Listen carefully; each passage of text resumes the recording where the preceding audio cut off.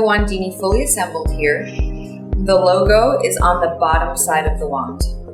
So I turn the bottom to the bottom, and then I can go ahead and bring the finger loop up, hold on to the wand, and I'm going to place the middle finger of my right hand, because that'll be my wanding hand, through the finger loop. Now from here, I'm just going to hold the top of the Wandini with my thumb and my middle finger, and then I'm going to let it go and let it sit underneath my open palm, floating underneath my hand.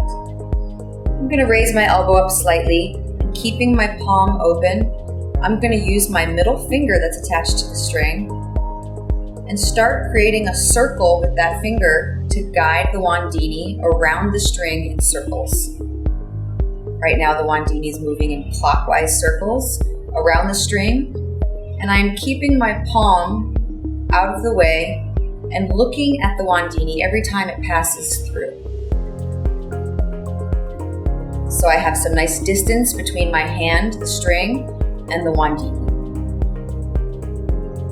I'm going to go ahead and stall to my right side, so keeping my palm up, I stall and I move the Wandini in the counterclockwise direction. So I'm now doing counterclockwise circles underneath my hand.